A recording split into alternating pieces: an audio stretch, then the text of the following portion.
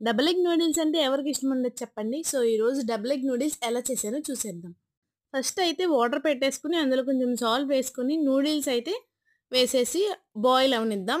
ఇందులోనూ vegetables అయితే cut చేసుకుందాం. నేనైతే ఇక్కడ క్యారెట్, ఇంకా క్యాబేజ్, బీన్స్ అండ్ క్యాప్సికమ్ అయితే కట్ చేసేసుకుంటున్నా. మీకు మీకు నచ్చిన వెజిటబుల్స్ కట్ చేసుకుంటే చాలు. ఇంతకీ మీకు డబుల్ ఎగ్ నూడిల్స్ ఇష్టమా? ఇంకా నార్మల్ నూడిల్స్ ఇష్టమా? సో, ఇప్పుడు నూడిల్స్ అయితే బాయిల్ అయిపోయినాయి. వీటినైతే పక్కకు తీసుకొని వేడి నీళ్ళు తీసేసి చన్నీళ్ళు అయితే పోసుకోవాలి అందులో. ఇప్పుడు కడాయిలో ఆయిల్ వేసుకొని ఒక 2 ఎగ్స్‌ని బ్రేక్ చేసేసుకొని స్క్రంబుల్ చేసుకోవాలి.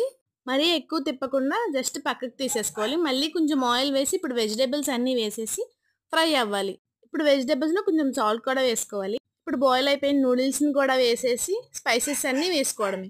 సాల్ట్, మిరియాల పొడి, ధనియాల పొడి, జీలకర్ర పొడి, ఇంకా సోయా సాస్, వెనిగర్ కూడా వేసేసి మొత్తం లాస్ట్‌లో ఎగ్స్ కూడా వేసి మిక్స్ చేసుకుంటే రెడీ అయిపోయిద్ది. వీడియో నచ్చితే ఖచ్చితంగా లైక్ చేసి సబ్స్క్రైబ్ చేసుకోండి.